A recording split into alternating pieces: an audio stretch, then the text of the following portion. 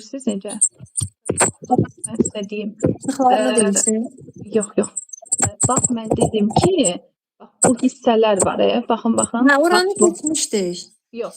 Dedim ki, bu fəaliyyət 1, fəaliyyət 2-yə ehtiyac yoxdur. Niyə? Çünki bunları zaten biz tək-tək danışanda dedik. Mən dedim ki, öyrəndiklərinizi tətbiq edin, öyrəndiklərinizi yoxlayın hissəsini deyəcək. Burada elə bil ki, Böyük Qafqazı etmişdikmi, etməmişdikmi? Belə yadımda deyil. Rekorda baxanda yadınızda qalar yəqin. Aha. Yadınızda deyilsə, gəlin birlikdə yenidən edək. Birinci fiziki coğrafi rayonumuz Böyük Qafqazdır. Oralara biz baxmışdıq. Tapşırıq yadıma gəlir. Orada işlədiniz. Hələ o qrafikin aşağısında dediniz nə var? Bax, elə onu deyirəm. Baxın. Aha, 240 Bakını da dedik.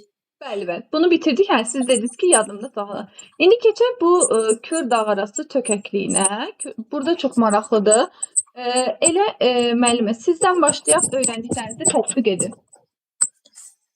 Kür-Dağ arasında. Bəli. Baxın, ekranda. Bildim, gördüm. Nə deyir burada? Qanıq, Əyrəçay, Acınahor, Ceyrançöl, Kedrə, Şirvan, Kür-Araz xətti üzrə rast gəlinən iqlim, torpaq tipləri və landşaftların ardıcılığı sxematik təsvir edin. Deməli, burada neyinirik? Yəni, Qanıq, Əyrəçayda deyir, hansı... Baxın, deyəcəksiniz ki, Qanıq, Əyrəçayda hansı iqlimdir? Çox üzr istəyirəm. Hansı torpaqdır, hansı landşaftdır? Hə, yarım səhra quruçöl iqlimidir orada. Qanıq, Əyrəçayda, İraq olsun. Qışı mülayim keçən yarım səhra quruçöl. Müəllimə, Qanıq, Əyrəçayda yarım səhra quruçöl deyildi. O şeylə, Lənkəranla eyni olan elə? Yox, əksi olan. Qışı quraq keçən mülayim isti müəllimə. Qanıq, Əyrəçayda qışı quraq keçən mülayim istidir. Landşaftı? Qışı quraq keçən mülayim isti. Bəli, landşaftı? Landşaftı yarım səhra quruçöldür. Ay müəllimə, qışı quraq keçən mülayim istidə yarım səhra quruçöl necə yaransın? Burada var çəmən meşə landşaftı da. Mən qarışdırdım. Hə, qarışdırdınız. Torpağı da alluvial çəmən torpağı. Bax, Qanıq, Əyrəçay demək, iqlimi, qışı quraq keçən mülayim isti, torpağı alluvial çəmən torpağı, landşaftı da çəmən meşə. Bu qədər. İndi keçək Acınahor, Ceyrançölə. Acınahor, Ceyrançöl aşağıdaydı. Bəli. Mənim kimsə desin də, mən qarışdıracağam, sonra belə diqqətim pozulur. Kimsə desin, mən qulaq asım. Mən deyim bunu. Acınahor, Ceyrançöldə yarım səhra quru çöldür, elə yenə. Küdrü Şirvanın da iqlimi yarım səhra quru çöldür, Kür arasında. Amma Acınahorun landşaftı elə bil ki, dağ çölüdür. Yüksək nisbətən dağ çölüdür. Küdrü Şirvanda quru çöldür, quru çöl. Kür arada sırf yarım səhradır. Torpaqları Acınahor, Ceyrançöldə şabalıdır. Bax, şabalıdır. Küdrü Şirvanda bol çəmən, Kür arasında da bol soran. Belə. Məncə bunu deyirsiniz. Çox sağ olun müəllimə bu hissəyə. Müəllimə, neçənci sinifdən keçirsiniz dərsi? 10-cu sinifdəyik müəllimə. 10-cu sinifdən, sağ olun. Elə müəllimə, mikrofonu açmışkən öyrəndiklərinizi yoxlayına baxın, zəhmət olmasa siz. Səadət müəllimə idi də? Bəli. Buyurun müəlliməciyim. Kür-Çökəkli vilayətinə aid olan suallara cavab verin. Vilayətdə, seçəcəm də burada, cavab verəcəm. Yox, vilayətdə filiz faydalı qazıntıların, bəli, başa düşdüm mənim. Qazıntılarının olmamasının səbəbi. Əsasən 4-cü dövrün çökmə mənşəli suxurları olduğu üçün. Əlasınız. Buğda əkinləri hansı fiziki coğrafi rayonlarda geniş yer tutur? Bunun səbəbi nədir? Demək, Kürdür. Buğda əsasən Arandadır. Aranda, dağ... Kür çökəkliyinin fiziki rayonlarından seçirsiniz. Kür çökəkliyinin fiziki coğrafi rayonları var, onlardan seçirsiniz. Bir dəqiqə yadımdan. Hansında buğda var? Bir dəqiqə müəllimə. Hı. Rayonlar yadımdan çıxdı bir anlıq. Mən deyim sizə, Qanı Xəriçay, Acınohud, Ceyran çöl, Küdrü Şirvan, Mərkəzi Aran, Qazax Qarabağ, bir də bu tərəfdə Qazax Qarabağdadır. Bəli. Bir də Qazax Qarabağda, Hı. Küdrü Şirvanda, Bəli. Bir də bir də Aran. Bəli. Səbəb nədir? Demək, torpaqların nisbətən müəllim orada minbit qonur bir dəqiqə. Sağ olsun. Minbit olmasıdır. Digər o birislərdə Şabaldı, bəli, Şabaldı torpaqların olmasıdır. Bəli, Şabaldı torpaqlardır. Demək müəllimə, Azərbaycan meşələrində aşağıda qəhvəyidir, yuxarıda qonur torpaqdır. Amma burada düzənliklərdə Şabaldı torpaqdır. C'yə baxın. Götürüm. Vilayətdə landşaft tiplərinin sayının az olması nə ilə əlaqədardır? Landşaft tiplərinin burada əsasən iqlim tipinin bir iqlim tipinin olmasıdır. Bir dənə Qanı Xəriçaydan başqa. Əlasınız, tamamilə doğru. D'yə baxın. Demək, vilayətdə qərbdən şərqə doğru quraqlığın artması nə ilə bağlıdır? Qərbdən şərqə doğru. Qərbdən şərqə doğru artmasının səbəbi şərq tərəfdə demək Xəzər dənizindən gələn rütubətli hava kütlələridir. Əsasən mərkəzi səthə quraqlıq olmasının səbəbi dağların əhatə olunması quraqlığın yaranmasına gətirib çıxardır. Müəllimə, burada elə bil ki, şərq tərəfdə dağların təsiri zəifləyir, şərqə doğru. Bəli. Şərqdə Xəzər dənizinin olmasıdır. Qərbdə də dağlar, qərb tərəfində əsasən Böyük və Kiçik Qafqaz dağlarının əhatə olunması quraqlığın yaranmasına gətirib çıxardır. Aha. İndi qoyun bir də mən neyniyim? Demək, qərbdən şərqə doğru gedəndə quraqlığın artmasının səbəbi odur ki, qərb tərəfdə nisbətən dağlar hava kütlələrinin qarşısını kəsir. Amma şərqə doğru artıq tropik hava kütlələrinin təsiri çox olur. Çünki qarşısını alacaq, heç nə olmaz müəllimə. Narahat olmayın. Şərq tərəfdə tropik hava kütlələri daha çox təsir göstərir və nəticədə də quraqlıq artır. Cənubdan gələn üzr istəyirəm, deyim bir dəqiqə əlavə edeyim, görün düzləyirəm. Cənubdan həm məsəl üçün tropik hava kütlələri, həm də ki Orta Asiyadan gələn isti hava kütlələrinin təsiri nəticəsində quraqlıq artır. Səhv dedim yoxsa düz? Düz deyirsiniz. Amma Orta Asiyanın o qədər də təsiri yoxdur. Sadəcə tropiklə bağlıdır quraqlıq. Baxın, quraqlıq sırf tropiklə bağlıdır. Tropik hava. Tropik hava, bunu da əlavə edeyim ki, testlərdə düşür. Azərbaycan ərazisinə həm yayda təsir göstərir, həm də ki qışda təsir göstərir. Yəni sırf tropik hava ilə bağlıdır quraqlıq. Qış dağları açıq olduğu üçün. Bəli, bəli. Keçək 2-yə. Şəlalə müəlliməciyim. Buyurun, 2. Şəlalə. Kür dağarası çökəkliyinin fiziki coğrafi rayonlarını, onların mütləq hündürlüyünü artması ardıcıllığı ilə düzün. Kür dağarası fiziki coğrafi rayonlarını mütləq hündürlükləri ilə ardıcıllığı. Hansıdır müəlliməciyim? Ən aşağıda bunlardan. Və bunlar sırf deyərdim ki, sertifikasiya suallarıdır. Ən aşağı müəllim, yəqin ki, bu Küdrü Şirvan biraz tanış gəlmir. Küdrü Şirvan. Bizdən biraz yuxarıdadır, yəni mərkəzi arandan, bizim rayondan biraz yuxarıdadır, yəni hansı rayonlar olduğunu bilmirəm. Mən birinci Kür Araz olar yəqin ki, aşağı. Düz. 1. Aha, sonra. Mən bu Küdrü Şirvan bilmirəm, yəqin o olar, Küdrü Şirvan. Sonradır. Aha. Sonra olar müəllim Acınohur, Ceyrançöl, Qazax Qarabağ. Əksi. Qazax Qarabağ, Acınohur, Ceyrançöl. Acınohur, Ceyrançöl nisbətən daha hündürdür. Bax, bura baxın bir dənə. Gözün heç burada baxmayın. Niyə unutdunuz onu bilmədim amma. Bax, bu fiziki coğrafi rayonlaşmanın xəritəsidir də. Elə bil ki, Azərbaycanda hündürlük, indi bu belə tərsvari tərsvari verilib.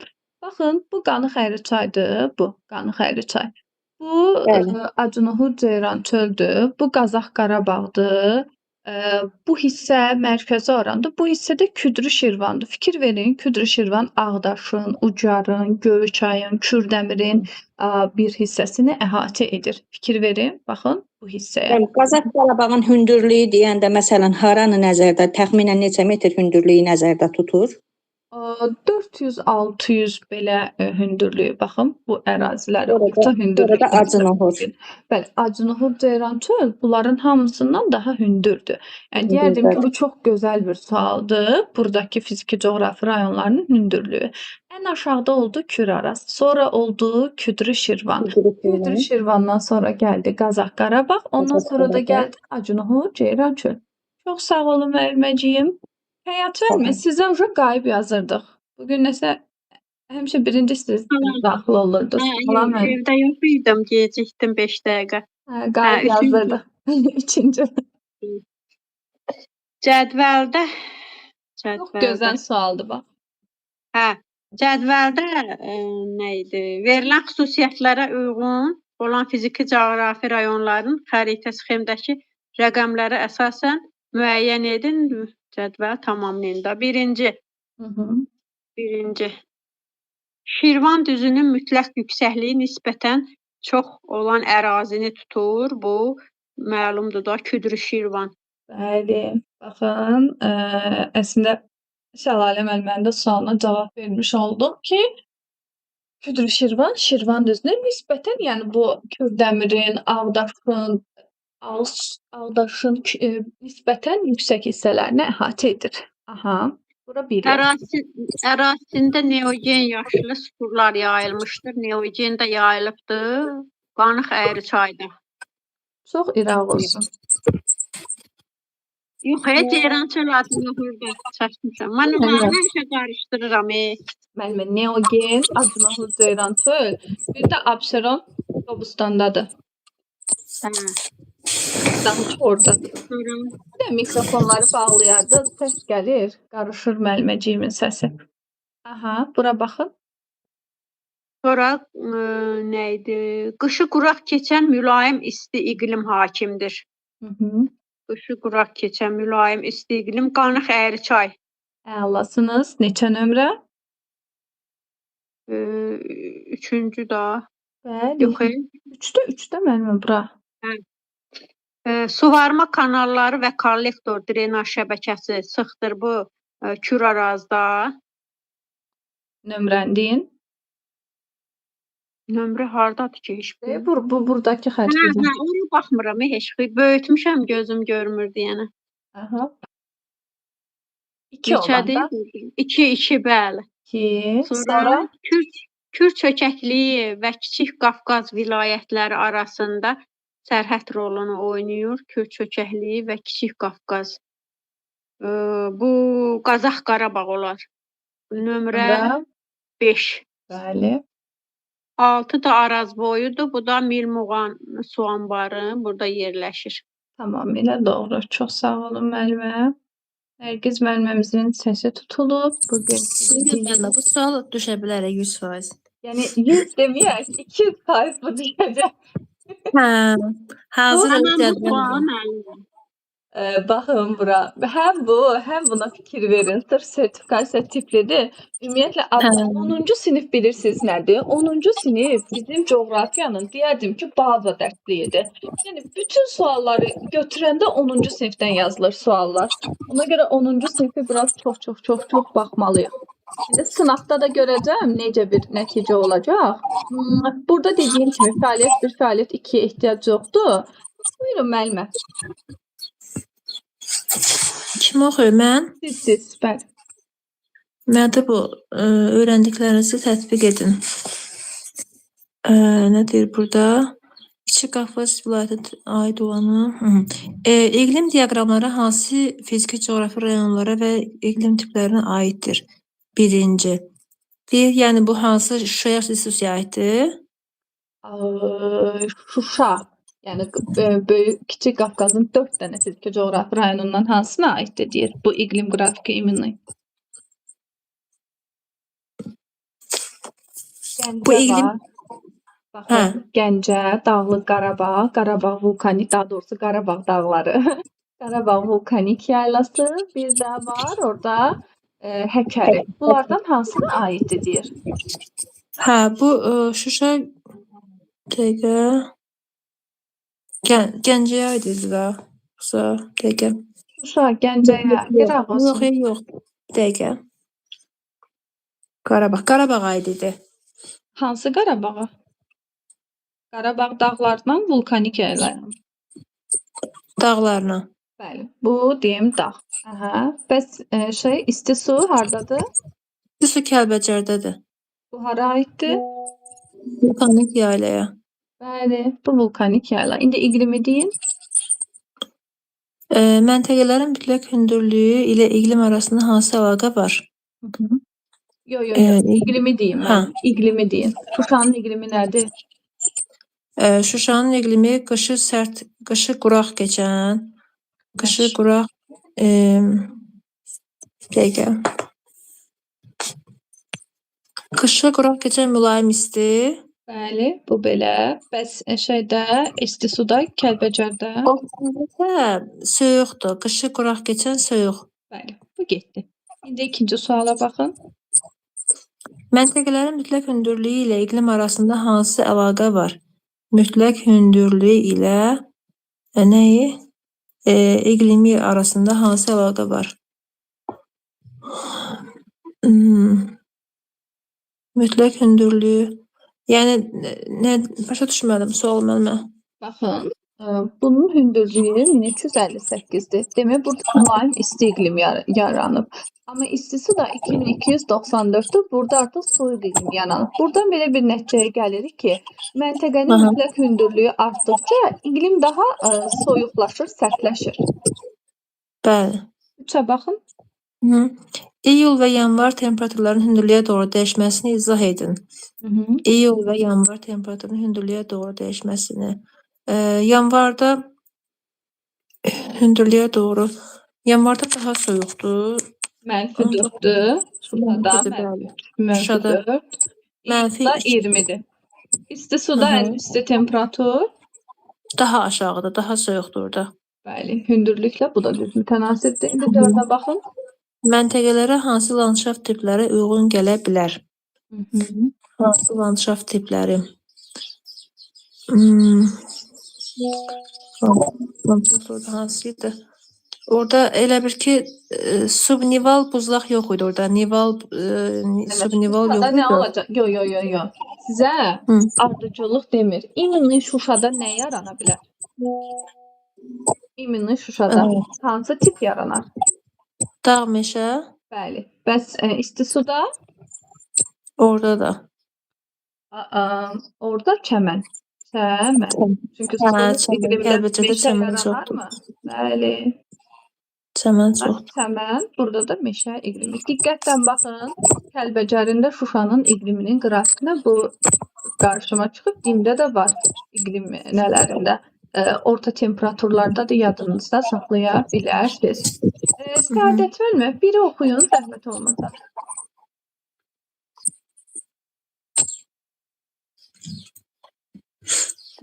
Bəli, işdirəm. Buyurun. Sizə yoxlayın bir. Yoxlayıram. Kiçik Qafqaz vilayətinin digər vilayətlərindən fərqləndirən əlamətləri hansılardır? Digər vilayətlərdə.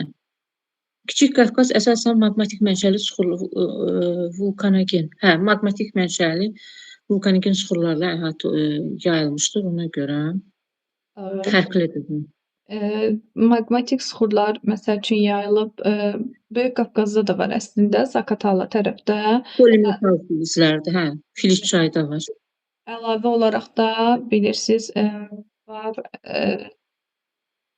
Talışda, Naxçıvanda var. Vulkanogen suxurlar, bəli. Bunu sırf fərqləndirici əlamət deyə bilmirik. Bura deyə bilərik ki, müəllimə, digər ərazilərdə hündürlüyə doğru getdikcə suxurların yaşı artır, burada suxurların yaşı azalır. hə Çünki azalır. hündürdə vulkan püskürməsi ilə əlaqədar olaraq Bəli, 4-cü düzdür. dövrün suxurları var. Tamam. Aha. Beyə də Vilayətin şimal-şərq və cənub-şərq, şimal-şərq və cənub-şərq hissələri bir-birindən necə fərqli? Əslində müəllimə, mən bu dərsi oxumamışam, təkrar eləməmişəm. Amma yenə cavab verməyə çalışacağam. Yəni siz o birisi dərsləri vermişdiniz. Vilayətin şimal-şərq və cənub-şərq hissələri bunu bitirə bir-birindən necə bilməmişdim fərqli? müəllimə. Demək, cənub-şərq hissəsində müəllim, düşür iqlim tipində fərqlilik var. Cənub-şərqində əsasən yayı quraq keçən mülayim isti iqlim tipidir. Çox az bir hissədə var müəllimə, Füzuli Hə, ətrafında. kiçik bir Fərq olaraq hissəsində. deyə bilərik. Bir də cənub-şərqində o vulkanlar, mineral sular cənub-şərqdədir. Şimal-şərqdə isə o Tovuzda Əsrik çay, Zəyəm çay hövzəsi var. Yəni daha çox belə Paleojen deyirlər. erasının suxuru Bəli, var. ən qədim suxurlar şimal-şərqdə yaranıb. Amma məsəl üçün sual olaraq gəlsə, cənub-şərqdə sizin dediyiniz kimi var burada yayı quraq keçən mülayim isti, Füzuli Bəli. ətrafında əlavə olaraq da burada mineral bulaqlar və mineral bulaqlardan əlavə də bu sönmüş vulkanların hamısı cənub-şərqdə yerləşir. Aha, C-yə baxaq. Bu müəllimə keçən dəfə bitirə bilməmişdik bunu söyləyib. Hə, mən onu təkrar eləməmişəm, ona görə deyirəm müəllimə. Murov dağı və Qarabağ dağları hansı fiziki rayonların arasında sərhəd rolunu oynayır? Murov dağ, bir də nə Qarabağ dağları? Birinci Murovu Murov deyək. dağla Gəncə ilə demək Qarabağ vulkanik yaylası arasındadır. Bəli. Qarabağ dağları da Mhm. Qarabağ dağları əsasən Qarabağ vulkanik yaylası ilə Mhm. demək həm fiziki coğrafi rayon deyir, yox, fiziki coğrafi Sizdə Qarabağ vulkanik yaylasından Qarabağ dağları. Yo. Qarabağ yox, demək Kür dağarası çökəkliyinin Yox. arasında. Müəlliməcik, bir daha bura baxın. Bura baxın bu hissəyə. Bir də Bu Qarabağ dağları burdadır da. Fikir verin. Aşağı hissədə ölçəm. Bu tərəfi vulkanik yayladır, bu tərəfi də Qarabağ dağlarıdır da. Demək bu da Qarabağ dağları. Gəncə ilə Qarabağ da vulkanik yaylası arasında. O Murov dağıdır. Baxın bu Murov dağ. Bax bu təxmini Murov belədir. dağ ordadır, bəli, bildim. Qarabağ dağları isə Qarabağ dağları ilə vulkanik yayla fiziki coğrafi rayonu arasında sərhəd təşkil edir. Hə, düzdür. Bəli, düzdür. Aha. D-də də deyir ki, müharibə şəraiti nələr. Təbii landşaftların necə təsir göstərir?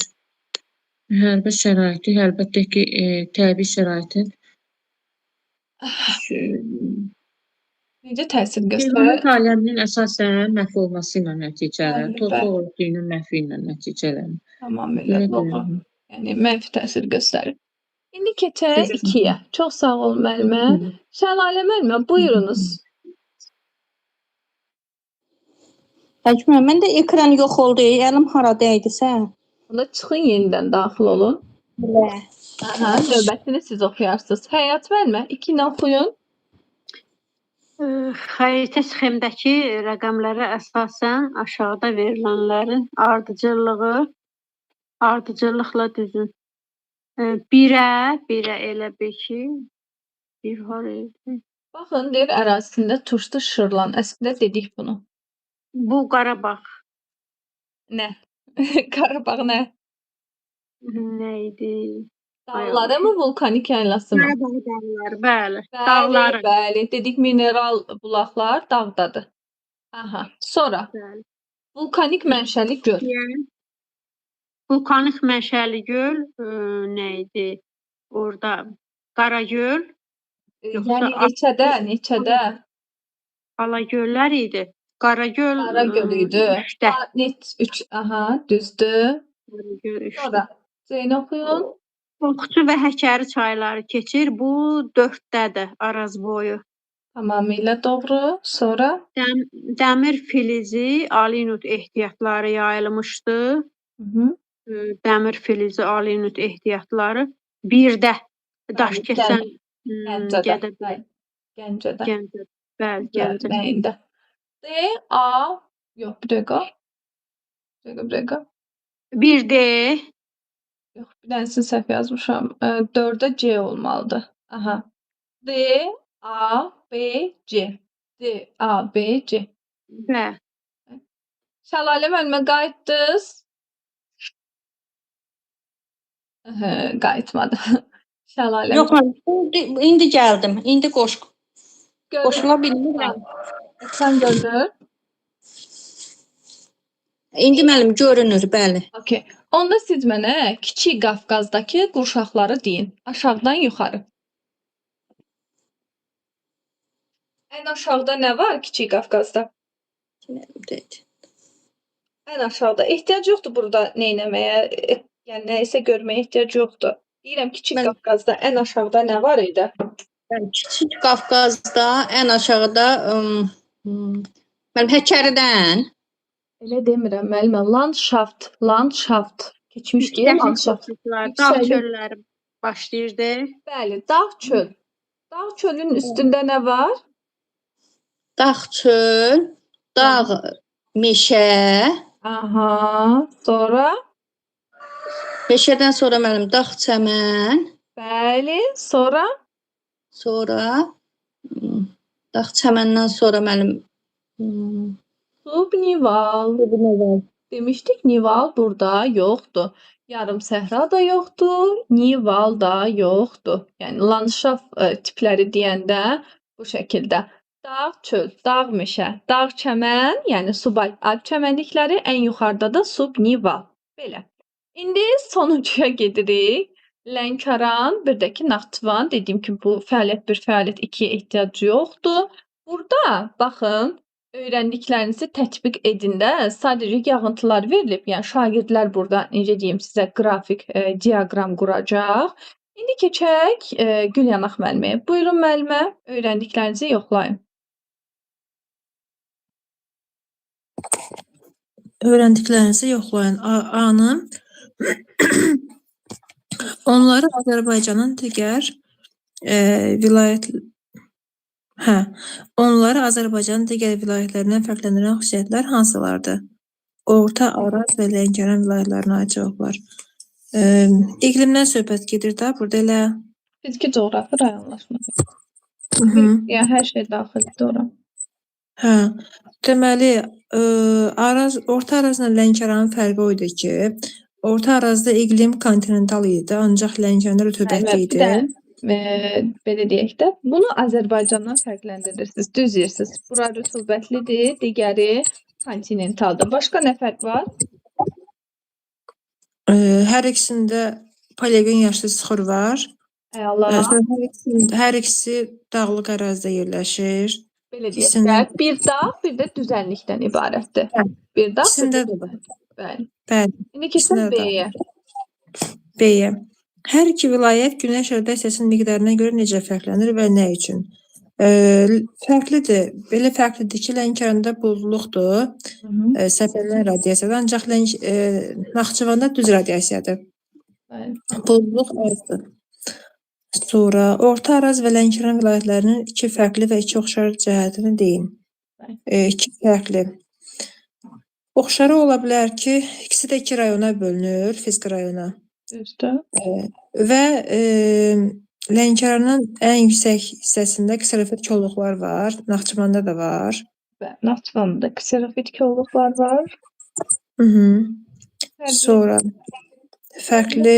Bayaq dediniz də onu kontinentallıq, iqlimlə bağlı olan məsələlər öz əksini tapır. Lənkəranda inversiya var. Bəli. Lənkəranda inversiya var, amma Naxçıvanda fərqli ola bilər ki, məsəl üçün Lənkəranda faydalı qazıntı azdır, amma Naxçıvanda çoxdur. Bəli. Bir də ki, Naxçıvanda meşə landşaftı yoxdur, amma Lənkəranda dağ meşələri var. Nə bilim, sarı torpağı da deyə bilərik bu hissəyə. Əsas amma olanlar sizin dediklərinizdir. Çox sağ olun müəllimə. Sağ olun. Həyat müəllimə 2-yə baxaq.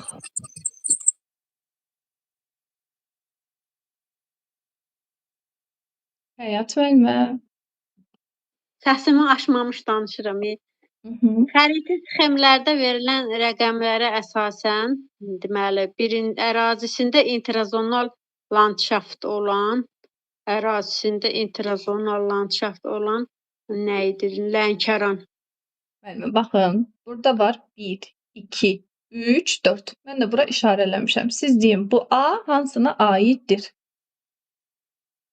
Hə. A, deməli A. Burada dövrdə. Bəli, Dövrdə. 4-də A. Lənkərana.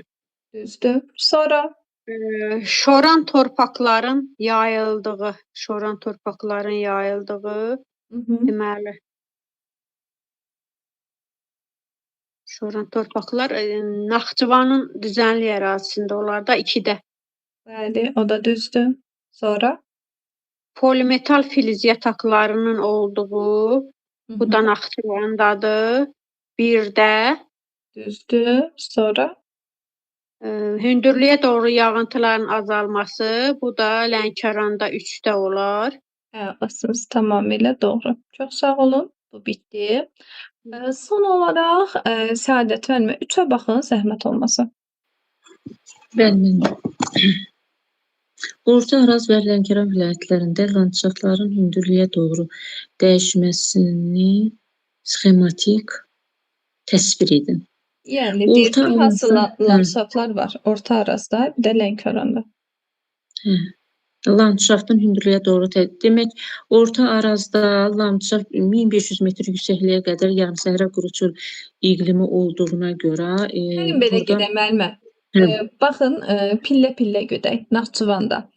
Aşağıda Naxçıvanda. dediniz yarım səhra. Yarım səhranın Yarım üstündə səhra. nə var? yarımsəhradan sonra orada demək meşə olmadığına görə kserofit kolluqlardır. Kserofit kolluqlardır. Sonra Müəllimə, gəlir yarım bəli, səhradan sonra dağ çöldür. Dağ çöldən sonra kserofit kolluqlar. Sonra sonra gəlir burada meşə yoxdur da ona görə alp çəmənlikləri. birinci Bir də subay, ki, sonra alp. subnival, sonra nivaldır. Əla. Burada nival Demək, yarım səhra, üstündə dağ çöl. yarım səhradır, çöldür, kserofit kolluqlar, subalp çəmənlikləri, alp və subnival, nival. Əlasınız. Orta Arazdadır. Bəli, bəli. Lənkəran vilayətində burada inversiya müşahidə olunduğuna görə Aha. demək Lənkəran vilayətində gəlir demək yarım səhra, sonra gəlir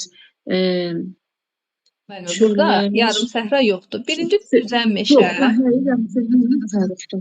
düzən meşə, sonra düzən meşənin üstündə dağ meşə. Düzən meşədir, bəli, meşələr gəlir. Sonra burada meşədən sonra yenidən kolluqlar gəlir müəllimə. Çöldən sonra kolluq gəlir. Demək, düzən meşə, dağ meşə. Kolluqlar gəlir. Dağ meşənin üstündə dağ çöl, çölün üstündə də kserofit kolluqlar Kolluq, gəlir. hə. Baxın, təzədən Burada nə deyim. nival var, nə alp var, nə də ki Bəli, bəli. nədir? Çəmənliklə Çəmən buzlaq yoxdur da belə deyim. Bəli. Qar və buzlaq yoxdur. Çünki qar xətti yaranmır burada. Bəli. Səbəb də cənubdan bayaqki o dediyimiz tropik hava kütlələrdir, Bəli. cənubdan gələn. Bax yenə deyirəm, düzən meşə. Düzən meşənin üstündə dağ meşə. Dağ meşənin üstündə dağ çöl, dağ çölün üstündə də dağ kserofit elə bir ki kolluqlar yayılıb. İndi keçirik burada əslində burada başqa bir tapşırıq varmı sizə çətin gələn? Aha, işləyə eyb yox. Vilayətlərə uyğun olaraq qruplaşdırın. Şəlalə müəllimə, bir. Pillələrdir. Hə, siz şəlalə. Bəli, bəli. Şəlalə müəllimə növbə. Buyurun. Dağ zirvələrini təbii vilayətlərə uyğun olaraq qruplaşdırın. Dağ zirvələrini Buradan təbii başlayaq. vilayətlərə. Mənim Qapıcıq, Kiçik Qafqaz, Əla. Böyük Kirs, Kiçik Qafqaz. Düz. Elə deyək mən. Düz. Ondan sonra mən Babadağ, Böyük Qafqaz, Düzdür. Dəlidağ, o da Kiçik Qafqaz. O da düzdür. Mənim Kömürgöy, Kiçik Qafqaz. Çox üzr Qızıyurdu. istəyirəm, müəllimə, çox üzr istəyirəm. Burada Müəllimə, burada bəli, Qapıcığı Orta Bəli, Arazı bəli, aid bəli. edirik, yoxsa Kiçik Qafqazı? Biz də Yo, Kiçik yo, yo, Qafqazı yo. çəkilib sonra kimi götürürük.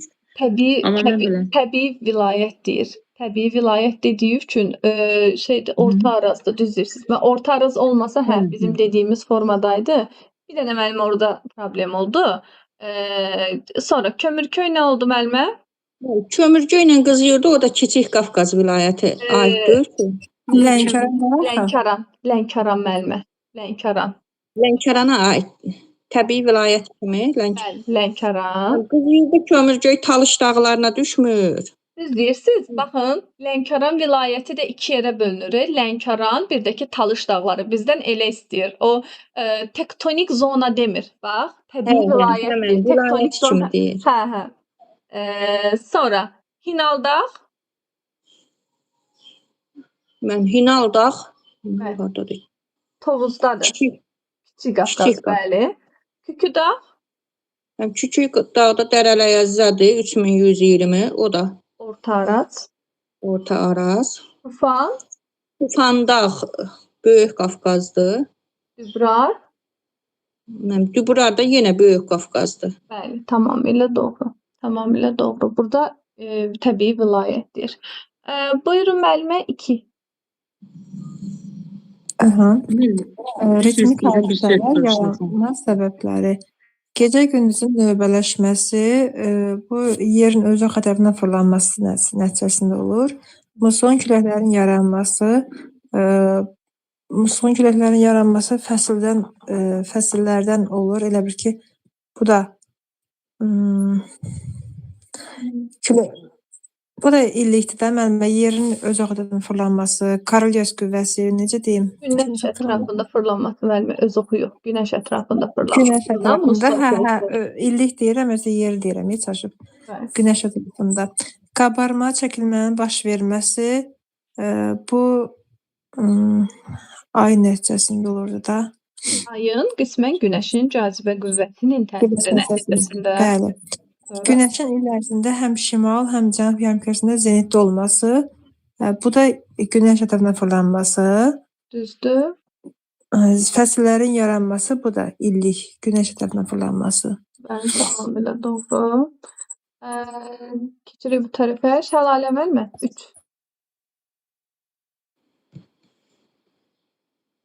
3.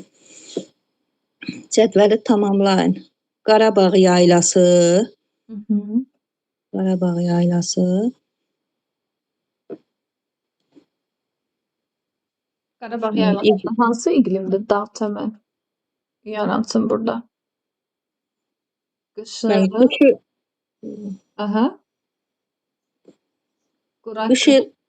Qışı quraq keçən yarım səhra. Qışı quraq keçən soyuq iqlim. Dağ çəmən yaranırsa, dağ çəmən. Bu da qışı quraq keçən soyuqdur. Aha. İndi keçək bura. Bu da bərabər yağıntılı mülayim isti. Yəqin ki Polimetal da var. Haradır? Qanıq. Bəli, Qanıq Əriçay. Vadisi. Qazax Qarabağ, yarım səhra, quru çöl. Əslində o bərabər yağıntılı mülayim isti Qanıq Əriyə yox, biraz Zaqatala Lahuca düşür. Zaqatala düzdür. Çünki Qanıq Əriçay sırf şeydir, qışı quraq keçən mülayim istidir. O düşür Zaqatala. Qazax Qarabağ. Burada verir boz qəhvəyi torpağı, Qazax Qarabağında faydalı qazıntıları. Qazax Qarabağ? Filiz faydalı qazıntılarının yəni çoxu. Hansının adını çəkeyim? Bəli, bölünü çəkin. Məsələn üçün deyərdim ki, bentonit gil, daş salahıda. Həmin bentonit gili. Aha. Lənkəran. Lənkəran, yayı quraq keçən mülayim isti, torpaq tipləri sarı. Əlasınır. Faydalı qazıntısı da tikinti materialı. Aha. Şərir Ordubad.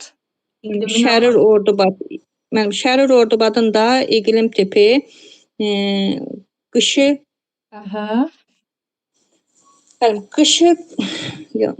soyuq keçən. Qışı soyuq keçən yarım səhra quru çöl iqlimi. Tamamilə doğru. Boz çəmən, bir də ki, molibden. Çox sağ olun. Həyat və Əlmət 4. Əslində sizi deyəcəkdim. Bayaq. Deməli, rəqəmlərlə verilmiş fiziki coğrafi rayonları vilayətlərə uyğun olaraq qruplaşdırın. Böyük Qafqazda başlayırdı Samur Dəvəçi. Yox, rəqəmlə baxın müəlliməciyim. Hə, ay Allah, gənə buna baxma. Böyük Qafqazda 2, 4, Hı -hı. 7, Stop. bunlar. Stop. Afrinlarla Samur Dəvəçiyə də qoyulmayıbdı. Aha. Kiçik Qafqaz. Kiçik Qafqaza 1, Bir ağ olsun. yox, 8, Böyük bir ağ 6, olsun. Aha, 6, 8, 9, 3. 9, yox, 3. 3 yox. 3 Araz boyu deyil. Baxın, 8, bu. Yox, bu, Arazboy Küraraz'a aiddir da. bəli. Həkəri deyil 3. 3 həkər Hə, deyil. Bu hə, tək olmur. qarışdırmışam ya. Sonra Mən 2 dağ arası. o da məlum da 1, 3, 5, 10. 1, 3, 5, 10. Müəllimə, siz 5-i də oxuyun. Çünki bayaq Şəlalə müəllimə 2 dəfə oxutdum. Coğrafi təbəqənin inkişaf mərhələlərinə uyğun gələn xüsusiyyətlər, biogenə qədər ki, birinci deməli, ətraf mühitə antropogen təsir artmışdır. Bu müasir, Düz. intensiv yağışlar yağmışdır, biogen. Üzvü mənşəli çökmə çuxurlar yaranmışdır. Üzvü mənşəli çökmə çuxurlar yaranmışdır. Biogenə qədər. Üzvü mənşəli. Üzvü canlı olmalıdır. Biogenə qədər də canlı olmayıb. Üzvü mənşəli biogendə. Biogen.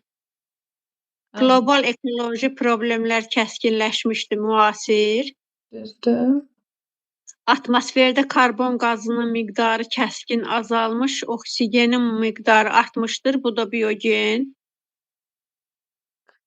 Karbonun azalıb. Bəli. 5. Aha, sonra. İlk qədim platformalarda biogenə qədər meydana gəlmişdir. Aha, bir dənə bu 2-də problem var idi. Biogen demişdiniz, intensiv yağışlar, amma o biogenə qədər ki idi. Ona görə yazmamışdım. Elə bil onu biogendə demişdi axı.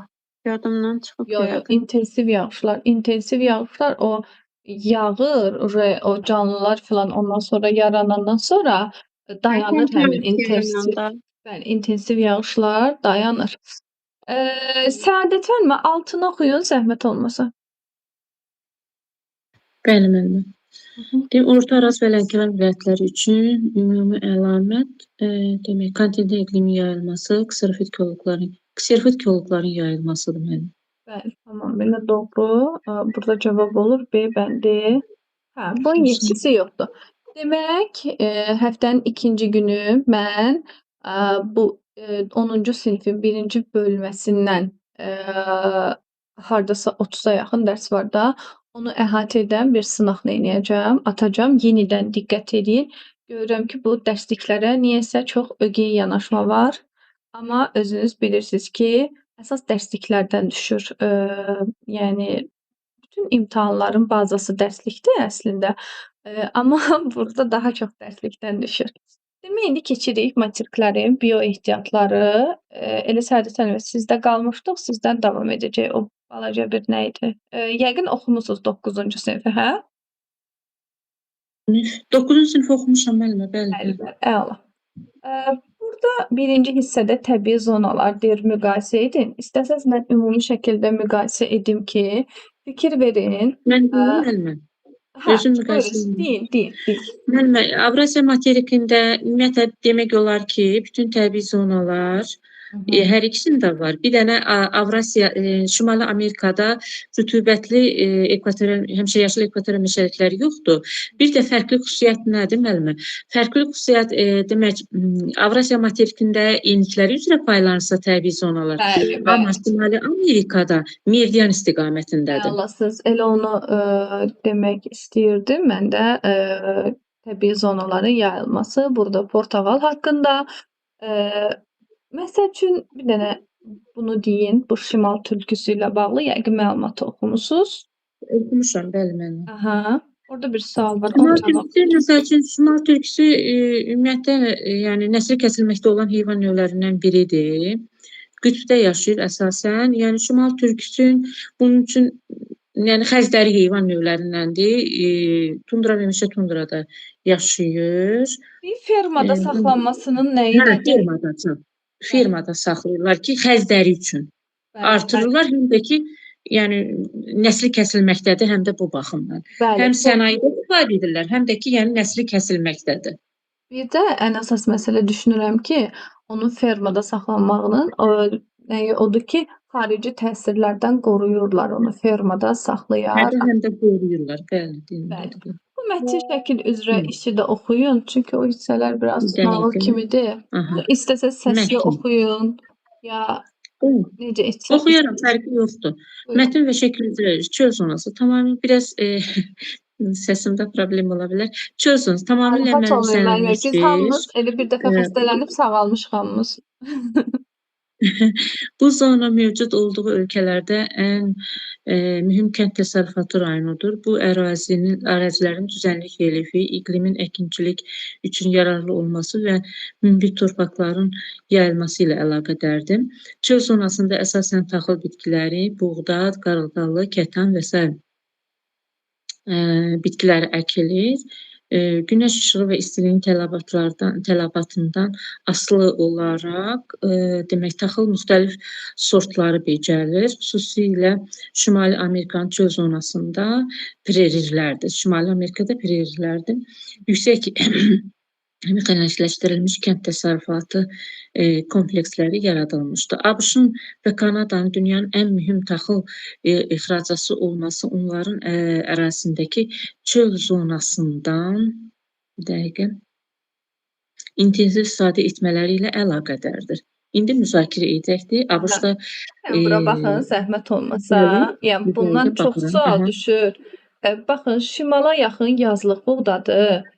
Bu göllərə biraz yaxın qarğıdalıdır. Yəni bir şəkildə bunu yadınızda saxlamağa çalışın. Bu o qədər sual görmüşəm buna aid bu yeni sınaqlarda da. Ümumi bu şəkildə. Bəli. Yazlıq buğda dediyim kimi Kanadaya yaxın. Gölə yaxın qarğıdalıdır. İndi keçirik Mississippi. Mississippi'nin sağında birinci payızlıqdır, sonra çəltik əkinidir. Amma solunda isə pambıqdır. Bax bunu yəni bir şəkildə yadınızda saxlayın. Çəltik, pambıq, çöpü. Belə yadınızda saxlayın. Aha, müzakirə edinə keçək. Müzakirə edək. Bir dəqiqə, hə. ABŞ-da yazlıq taxıl, şimal, payızlıq taxılın isə cənubda əkilməsi nə ilə əlaqədardır? Mənim iqlim şəraiti ilə əlaqədardır. Yəni şimalda yazlıq ona görə əkilir ki, yazlıqda elə ki, yaya doğru gedir, istilik olur. Orada demək subarktikdə, subarktik iqlim qurşağının olması demək yay aylarının isti olması ilə əlaqədar olaraq elə ki, buna görə yazlıqdır orada. Səhv demirəmsə, əgər fikrim səhv deyilsə, payızlıq demək. Aha, buyurun. Dəli? Payızlıq demək hardadır bu, hansı hissəyə düşür? Bura. Mərkəzi düzənliyə düşür. Yox, böyük düzənliyə düşür. Bu mərkəzi düzənlik bu tərəfdədir. Demək, burada da demək subtropik iqlim qurşağındadır. Subtropik iqlim qurşağında orada yuxarıda mülayim idi, lənət şeytan. Aha. İndi istəsiz mən o haqda məlumat verim. Demək, çöl zonası Amerikada həm dediyiniz, həm subtropikdədir, həm də ki mülayimdədir. İndi mən bunun lori dildə izah edim sizə. Yazlıq taxıl şimaldadır, payızlıq taxıl isə cənubdadır. Yəni, baxın, yazlıq taxılda toxumu yazda səpirlər. Ondan sonra yayda da cücəlir. Amma payızda fikir verin, iqlim nisbətən daha yumşaqdır. Bu toxum qalır payızda əkirlər də. Bu toxum qalır torpağın altında. Hava da çox sərt keçmədiyi üçün növbəti il artıq cücərir. Amma məsəl üçün deyirəm, burada payızlıq bir taxıl əksə, payızda nəsə əkilsə, bu toxum qalacaq nədə? Torpağın altında şaxta vuracaq. Şaxtadan çürüyəcək və məhsul əldə edilə bilməyəcək. Yəni səbəb odur ki, şimalda iqlim daha sərtdir. Ona görə sırf yazda əkib yayda biçirlər. Amma cənubda nisbətən yumşaq olduğu üçün payızda əkirlər, cücərir və qış da çox sərt keçmədiyi üçün belə deyək, toxum davamlı olaraq qalır. Belə. Bəli. 2-yə baxın zəhmət olmasa. ABŞ-da pambıq və torpaqların hündür çöl zonasından kənarda əkilməsinin səbəbini bir dəqiqə müəllimə söyləyin. Pambıq və çəl. Ümumiyyətlə pambıq və çəl istisevər olduğu üçün müəllimə. Ona görə də həm isti, həm rütubətə görə. İkisi də həm su sevərdir, suda sevir, həm də isti sevirlər. Ona görə də su hövzələrinə daha yaxın isti ərazilər seçilir, suvarma təsərrüfatından istifadə edərək onları əkirlər. Bu baxımdan. Demək, ümumi ABŞ-ın bütün çöl zonası taxıl üçün sərf olunur. Yəni taxıl üçün. Çəltik isə belə bir şeydir ki, sizin dediyiniz kimi həm bir söz var. Deyir, çəltiyin ayağı suda, başı günəşdə olmalıdır. Ayağı suda, başı günəşdə. Yəni həm ona rütubət lazımdır, dediyiniz kimi suvarma vasitəsilə, həm də ki günəş işığı lazımdır.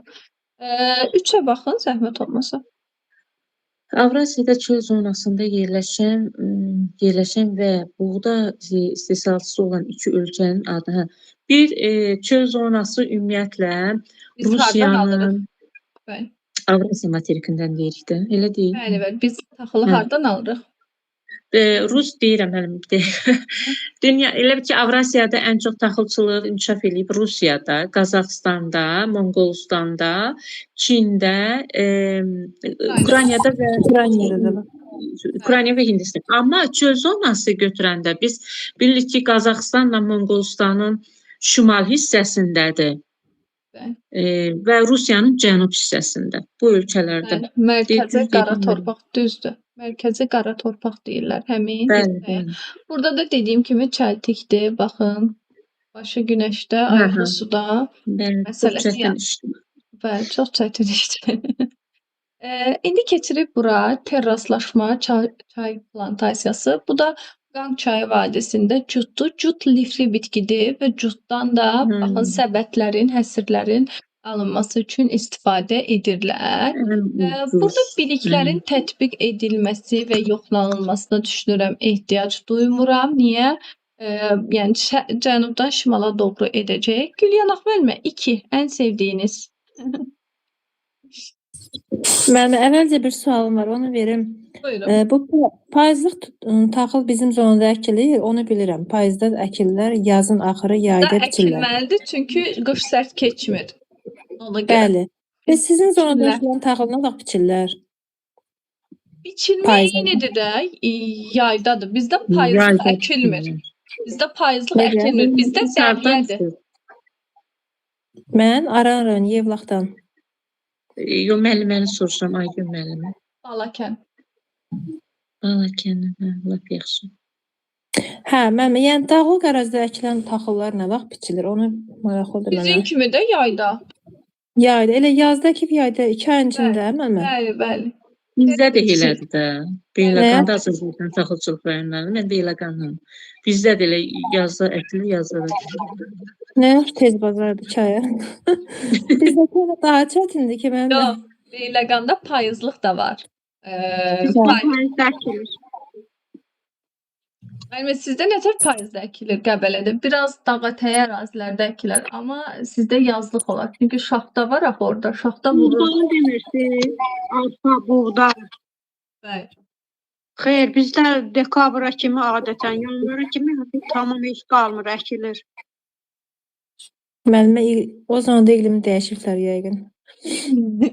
Bizi davet Yazdı əkilən mən hələ görməmişəm valla. Bu 45 yaşımda yazdı taxıl əkilən mən görməmişəm. Müəllimə, taxılı yazda əkirlər. Bu dəqiqə əkin ayında. Sonra da yayda da biçirlər də. Yo, bizdə noyabrda, dekabrda, oktyabrın axırında hətta əkilən də olur. Heç vaxt bizdə yazda taxıl əkilməyibdi. Maraqlıdır. Çox maraqlı. Bizdə yazda da ekilir, payızda da ekilir. Mən müşahidə eləmişəm bunu.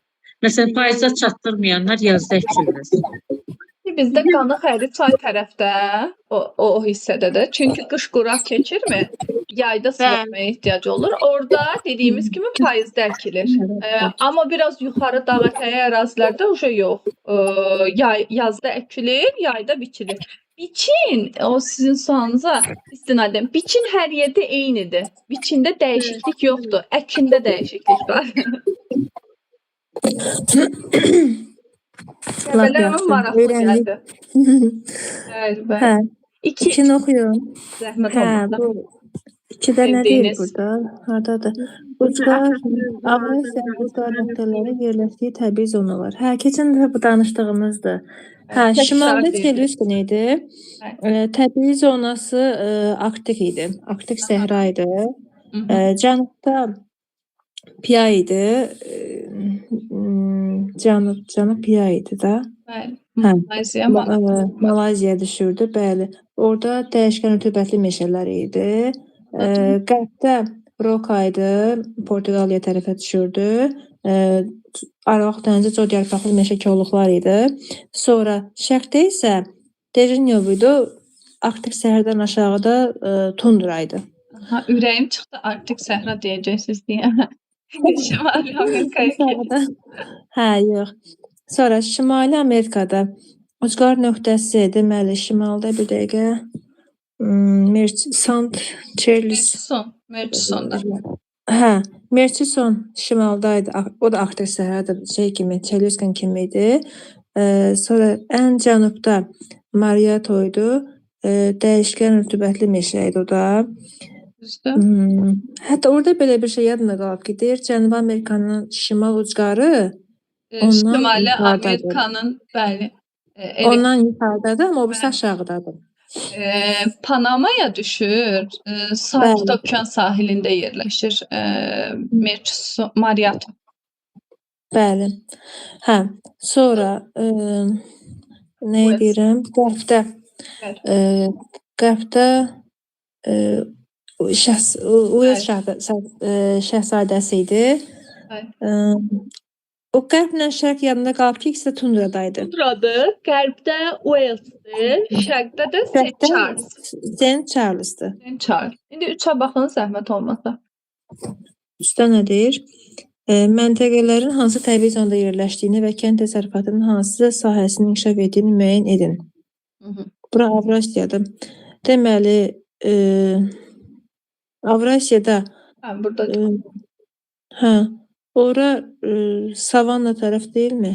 Bəli, subekvatorial savanna və seyrək meşələr. Burada nə inkişaf etdirlər? Kənd təsərrüfatında çay. Bəli, çay, çəltik. Çay, çəltik, bəli. İkidə Cənub-Qərbi Asiyada yarım səhra quru çöl idi orada. Səhra. Kənd təsərrüfatında orada nə yetişir? Səhrada nə var? Səhrada nə yetişir? Hansı sahə? Necə? Hansı sahə? Mən deyim. Bir dəqiqə. Orada mənim kənd təsərrüfatından bitki yox, amma qoyun ola bilər. Qoyunçuluq, yunluq qoyunçuluq, bir də dəvəçilik. Dəvə deyirəm də, çünki əkin üçün heç nə yoxdur axı. Sonra üçüncüdə nədir? Əslində üzr istəyirəm, sözü kəsirəm. Əslində son illər orada deyir ki, tərəvəzçilik deyəndə çiyələk əkinləri, genişləri hətta Avropaya ixrac edirlər. O İsraildə Arava səhrasındadır. Hidropon əsasında ola bilər. Eləmi? Bəli. Biz burada təbiini tədqiq edirik, təbii halda. Sonra üçüncü düşür müəlliməm, musondur. Muson. Bəli. Orada çəltik də çoxdur. Sonra qarğıralı var. Düzdür. Tərəvəz belə. Bəli. 4-cü haradır? Azərbaycan elə bura? Biz bəli. Hə. Burada nə var? Azərbaycanda çöllər yoxsa Bir olsun. nəyi götürək oranı? Orada çox Azərbaycanda çoxdur axı. Hansını götürək? Yarım səhra götürək də. Yarım səhra, quru çöl. Hə, bizdə quru subtropik meyvəçilik, pambıq, taxıl da var. Bəli, bəli. Qarpız, yemir və s. Bizdə çöl olsa, Hə. Gülyanah müəllimə heç bir dərdimiz olmaz. Həqiqətən. Çöl təbii zonası olsa, bizim heç bir dərdimiz olmaz. Hə, çoxdur bizdə o tip çoxdur. Bəli. 5-cidə mənim Aralıq dənizidir. Cod yarpaqlı meşə koluqdur. Burada şeydir. Tərəfə keçir. Zeytun, sitrus. Hə, əkildiyini demədim. Subtropik meyvəçilik də orada 5-cidə. Elə nədir bu? Amerikada. Amerikada birinci tundradır. Orada bitkiləri mamır, şibə yosun yürür da. Yox, orada var toz ağacı falan da var. Amma əsas inkişaf etdirilən sahə nə olar? Orada xəzdəri, bir də meşə, maralçılıq. meşə, Maralçılıq. hə, maralçılıqda bir də meşə təsərrüfatı ola bilər. Bəli, meşə təsərrüfatı var. 2. 2 hara düşür? 2. Dəqiqə, çöldür elə ora. Yoxsa dağlıq ərazi deyəməm. Dağlıqdan biraz bu tərəfə düşür. Sağa. Bu səhraya yoxsa Subtropikə düşür ora. elə? Hə, onda da cod yarpaqlı meşə koluğu olar da. 3. 3-ü demədik. 2-dən sonra 3. 3 mülayimə düşər. Bəli. Burada meşə təsərrüfatı olar. 4. 4 muson düşür də, muson tərəfdə eləmi? Dəyişkən rütubət. Dəyişkən rütubətli, hə, orada muson yoxdur heç. Dəyişkən rütubətli. Onları demisiniz, inkişaf etdirilən sahəni. 5-ə də baxın. 5 tropikin aşağısı da elə ora. Rütubət. Subtropik. Subtropik. Yo. Subekvatorial. Bəli. Hə, subekvatorial. Dəyişkən rütubətliyə aiddir 5-də. Bəli. Bu 3-cü tapşırıqda bitdi. Əslində indi burada bir dənə təsərrüfat istifadəsini danışdıq əslində. Şəlalə müəllimə 4-ə baxın zəhmət olmasa.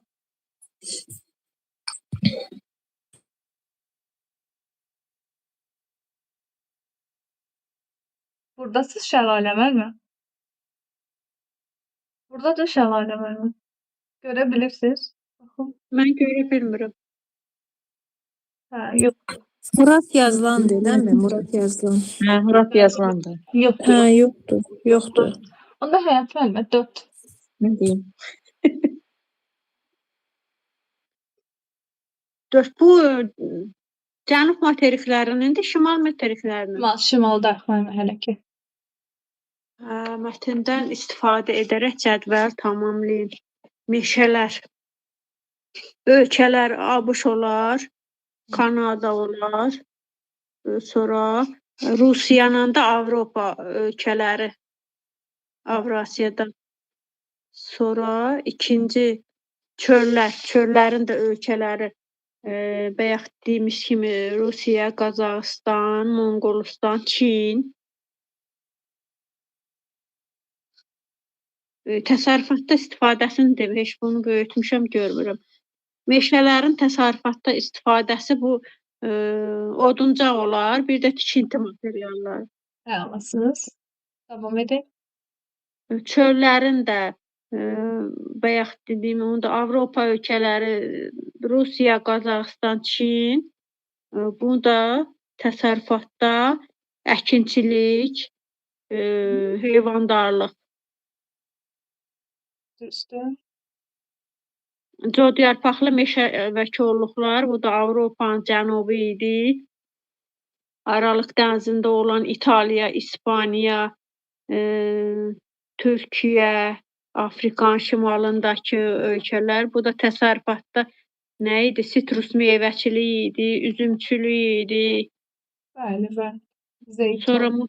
Sonra muson meşələri Cənubi Şərqi Asiyada olan ölkələr olar da. Bu da musonda Yaponiyada olar, Vyetnam, Çin bu ölkələr. Düzdür. Burada da bayaq elə bil çəltik demişdik. Çəltik, sonra çay olar Hindistan'da. Bəli. Davam edin. Savannalar. Savannalar harda idi? Avrasiyada, Şimali Amerikada. Düzdür. Savanna bitkisi. Savanna. Pambıq. Bəli. Savannada pambıq. Sonra burada da heyvandarlıq. Heyvandarlıq olar. Düzdür. Keçək səhraya. Səhralar da Cənub Qərbi Asiya ölkələrində. ABŞ-da var səhra. Əlbəttə var. Muxavir sonar.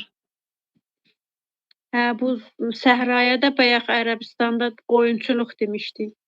Bəli. Bir də ki, dəvətçilik. Dəvətçilik. Bəli.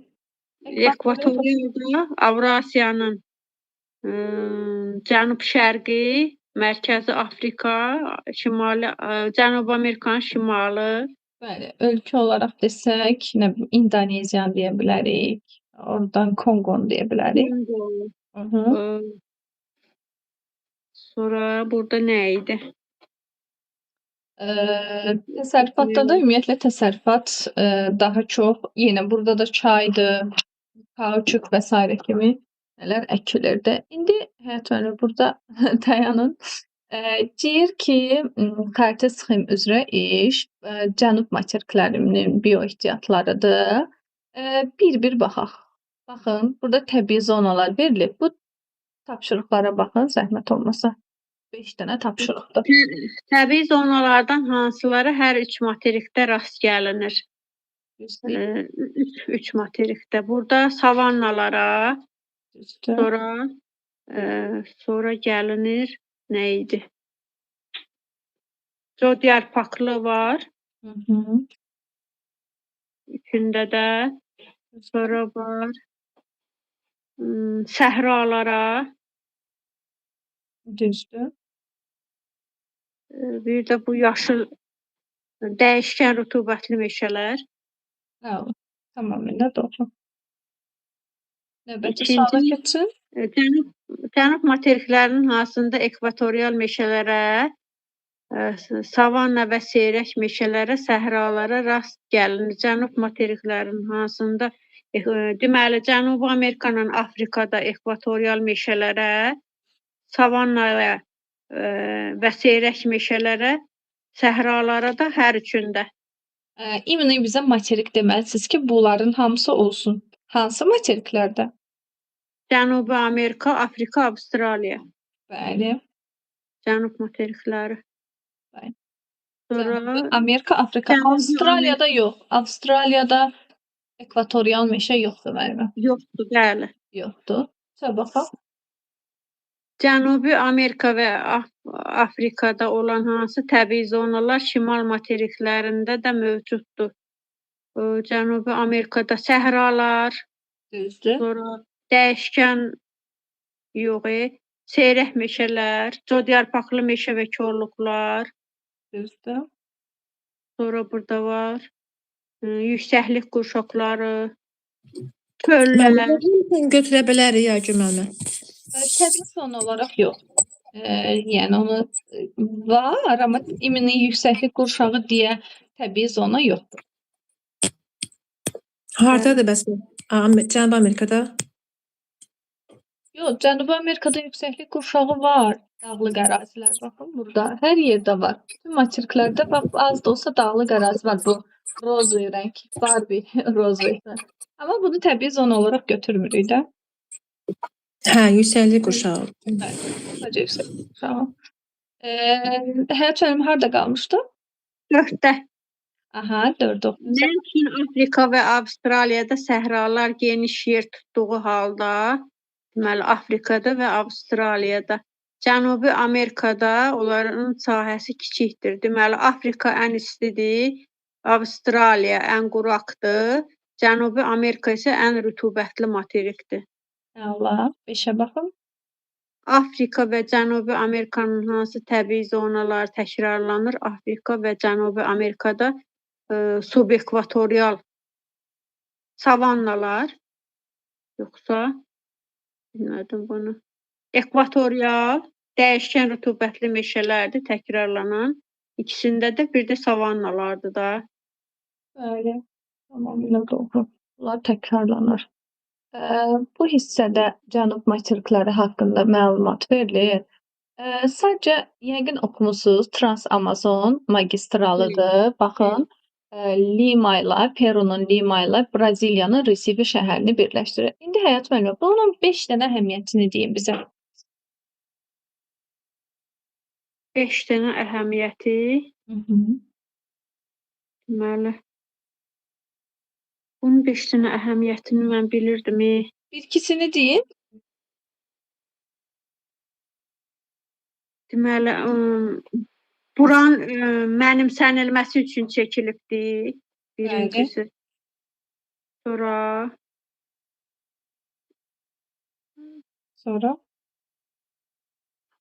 faydalı qazıntılarından istifadə olar. Aha. Sonra burada Hamısı bir-biri ilə əlaqədardır. Bəli, bəli. Bir də müəllimə bir dənə diqqətlə baxın. yolu qısaltmaq üçün olar. Nə üçün müəlliməciyim? Okeanları arası əlaqə Bəli, yaratmaq. elə onu deyəcəkdim. Fikir verin. Atlantikdən Sakit arasındakı əlaqəni yaratmaq üçün Recife, Lima, Perunun Recife, Braziliyanın Lima. Əgər sizə sual düşsə ki, hansı ölkələrdən keçir? Peru, Boliviya və Braziliya. Peru, Boliviya və Braziliyadan keçir. Bunu yadımızda saxlayaq. Çox sağ olun həyat müəllimə. Baxın, burada Braziliya qozu verilib, əti əvəz edir. Fikir verin. Burada qovun ağacı papayadır. Bunun nələri var? Geniş plantasiyaları var. İndi keçək Səadət müəllimə. Səadət müəllimə, şəklinizdə işə baxın, zəhmət olmasın. Bəli. Bu foto şəkillər Cənub yarımkürəsinin savannasında yerləşən eyni əraziyə aiddir. Lakin onlar ilin müxtəlif vaxtlarında çəkilmişdir. Şəkillərin ilin hansı dövrü üçün səciyyəvi olduğunu təyin edin və aşağıdakı cavablarla onları uyğunlaşdırın. Demək, savanna gəlir. Demək, savanna yayda 2-yə aiddir. Bir dəqiqə, savanna qışda 1-ə, quraqlıq dövrü. Savanna yayda 2. Yayda yağışlı olur, rütubətli olur da, ekvatorun xarakterini daşıdığı üçün. Qışda tropikin xarakterini daşıyır. Quraqlıq dövrü aya aiddir, 1-ciyə aiddir. Yağıntılı dövr 2-ciyə aiddir. Dekabr, yanvar, fevral ayı. Demək, dekabr, yanvar, fevral ayı. Demək, yağıntılı olur cənubda. Bizdə qış ayı olur da, onlarda yay ayı olur. Aha, 2 mi 1 mi? Dəqiqə. Hə, 2-yə aiddir. Cənubdursa 2-yə aiddir. İyul, avqust şimala aiddir. Demək, bu 2. Burada şimal verilməyib. Bir dəqiqə müəllim, görün burada şimal verilib bizim üçün. Bir dəqiqə üzr istəyirəm. Düz deyirsiniz yəni. Dekabr, yanvar, fevral. Bizdə qış, cənubda yay ayıdır. Orada yağıntı olacaq 2.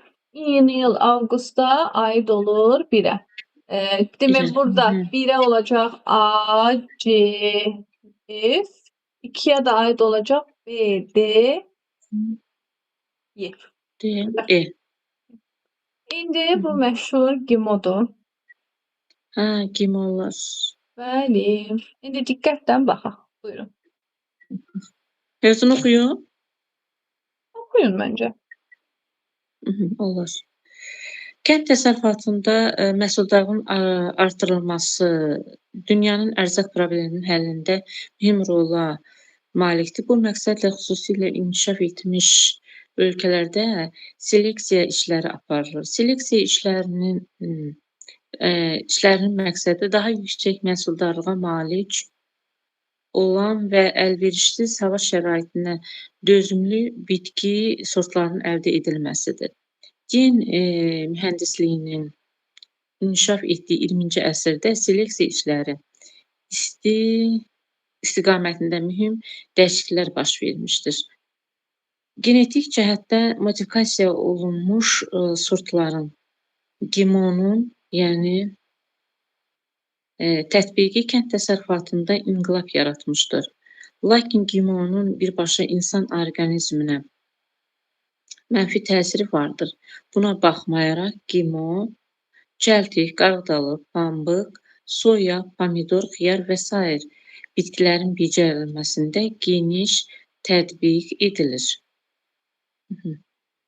Gimonun qismən tətbiq olunduğu və qadağan olunduğu ölkələrin qruplaşdırılmasını əks etdirən cədvəli tərtib edin və onu tamamlayın.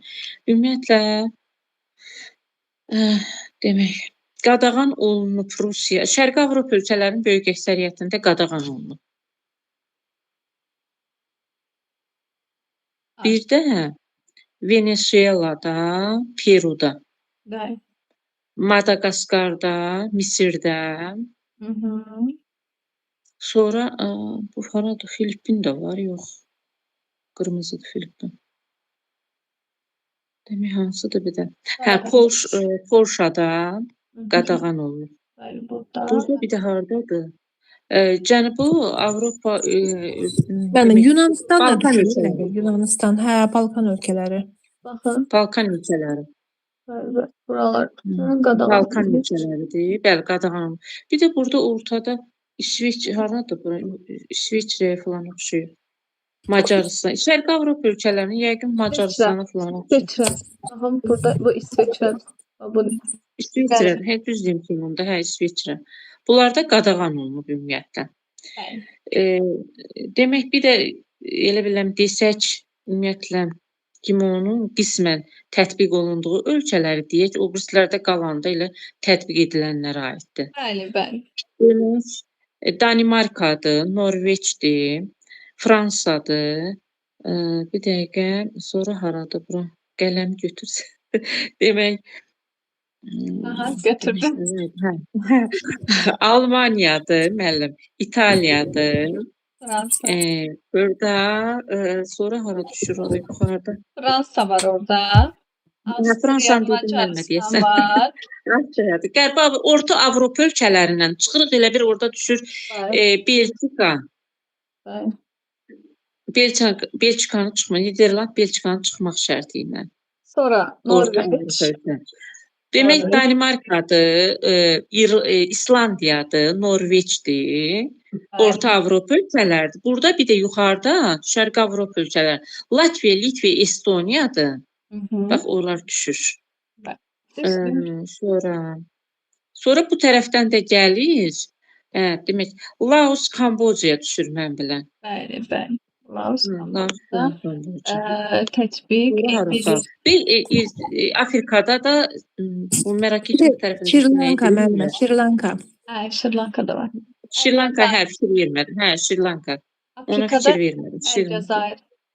Əlcəzair, hə, Əlcəzair. Bunlarda qismən tətbiq. Nədir qismən istifadə olunmuş? Bu qımmi arabikdir, şirniyyat və saqqız istehsalında. Bu da Munuş, Mirinos qoyunlarıdır. Bu da getdi. Bir dənə biri də oxuyun. Yaxşı, müəllim. Cənub materiklərinin təbii zonaların təsərrüfat əhəmiyyətinə dair nümunələr sadlayın. Cənub materiklərinin təbii zonanın təsərrüfat əhəmiyyəti. Cənub materiklərində müəllimə, demək, həm ekvatorial, həm tropik, belə deyək, yox, savanna əsasən geniş yer tutur. Buna görə də bu ölkələrdə demək, Afrikada ümumiyyətlə təsərrüfat demək olar ki, zəifdir. Amma buna baxmayaraq, burada demək, bir dəqiqə müəllimə. Plantasiyalar. Demək, Amerikada plantasiyalardır. Məsələn, Amazon meşələri kəsilərək, burada məsələn, plantasiyalar üstünlük təşkil edir, hansı ki, qəhvə istehsalıdır. Ondan sonra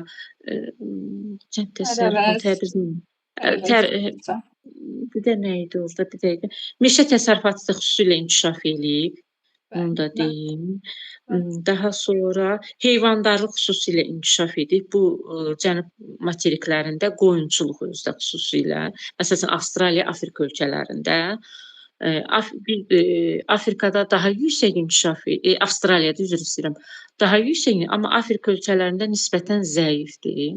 Düzdür. Daha Mən sonra baxırdım, şəlalə verməkdə yoxdur hələ. Bir də oxuyum müəllimə. Gimonu sizə həvalə. Gimon nə deməkdir? Geni dəyişdirilmiş məhsullardır, əsasən seleksiya olunmuş və burada yəni daha çox xəstəliklərə davamlı olsun deyə, məsələn, gec məhv olsun da, belə deyək, davamlı olması üçün seleksiya edirlər bitkilərin əsasən. Seçirlər. Onlar nə üçün tətbiq edirlər? Qeyd elədik əsasən, yəni xəstəliklərə davamlı olsun deyə. Bir də ki, əhalinin tələbatını ödəmək üçün. Daha çox məhsuldarlıq əldə etmək üçün. Bir də əsas uzaq məsafələrə daşımaq rahat olur da. Xarab olmadan daşındığı. Xarab olmasın da. Bəli, məsəl üçün biz uşaq vaxtı məsələn banan nədir görməmişik də, böyüyəndən sonra görmüşük. Siz məsəl üçün Amerikadan, Afrikadan, İndoneziyadan gələn məhsullar bizə gəlib çatmayıb. Sadəcə quru məhsullar gəlib. Nəm çaydır, düyüdür, belə məhsullar. Gimonun istifadə edilməsində öz münasibətiniz. Öz münasibətim. Belədir ki, müəllimə, əslində yeni dəyişdirilmiş məhsulların insan orqanizmi üçün ziyanı var. Amma insanın tələbatının ödənməsi üçün məcbur şəkildə bundan istifadə edirik, belə deyək. Ərzaq problemimizin həllidir. Amma ki, insan sağlamlığına da müəyyən təsiri var. Ona görə ki, biz müəyyən qədər maksimum uzaqlaşa bildiyimiz qədər uzaqlaşmalıyıq. Amma və lakin Afrika ölkələri üçün, aclığı üçün ondan başqa çarə yoxdur. Biz elə bir o gimodan biz siz necə istifadə edirik? Sanki çox yaxşıymış kimi istifadə edirik. Halbuki gimo bir məcburiyyət üçün olan bir şeydir də ki, insanların ərzaq.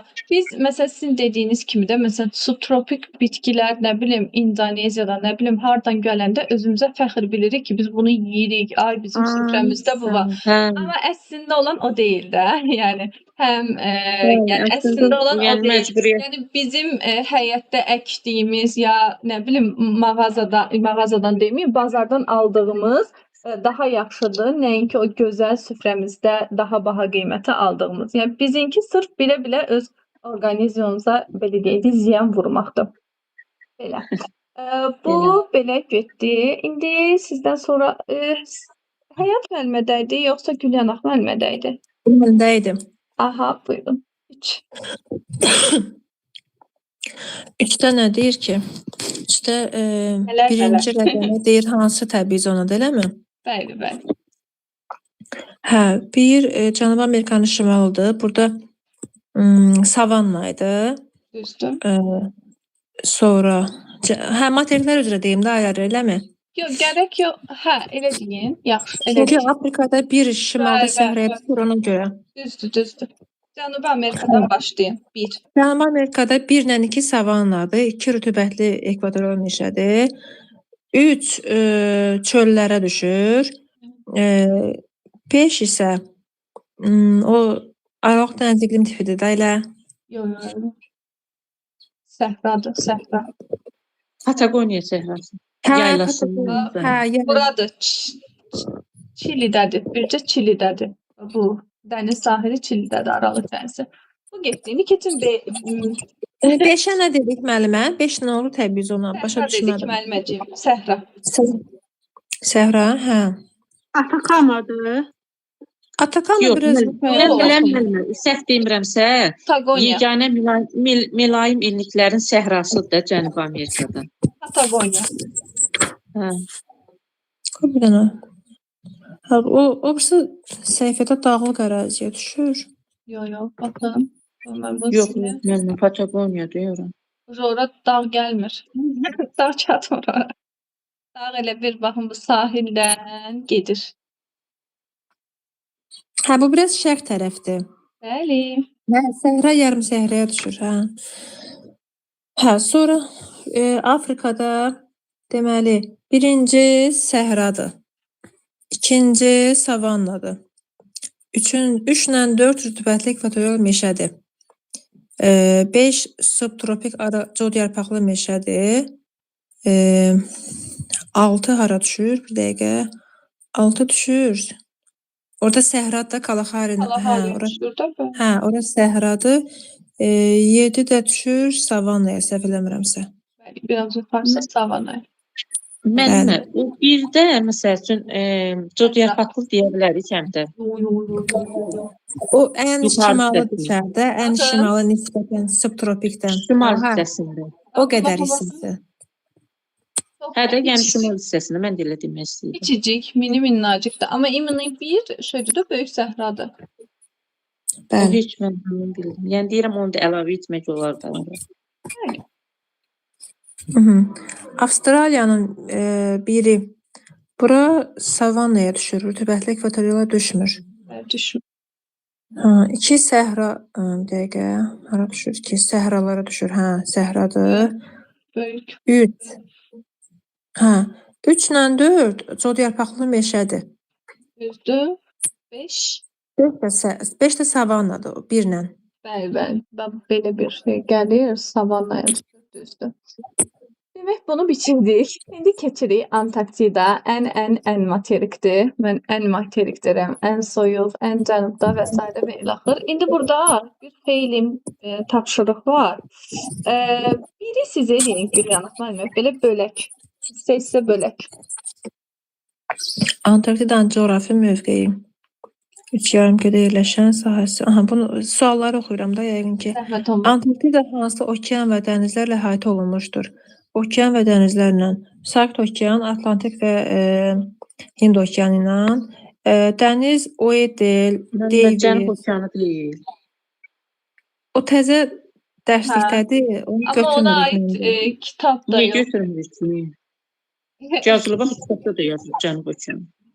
Düz deyirsiz müəllimə, çox düz deyirsiz. Amma 9-cu sinif dərsliyi olan vaxtda Cənub okeanı yox idi.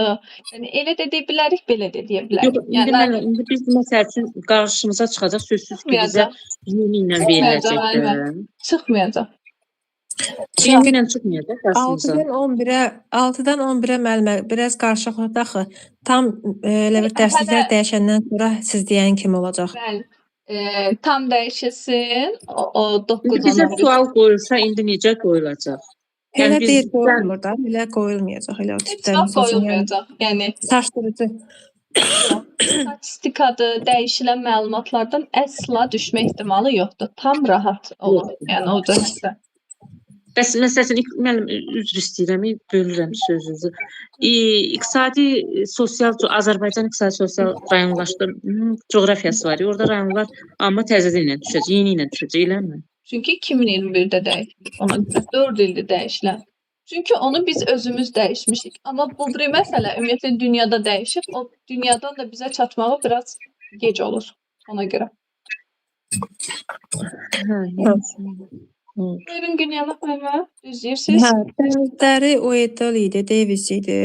Sonra Amundsen idi, Bellingshausen idi, səyyahlardan yadımda saxlamışam. D'Urville Davis.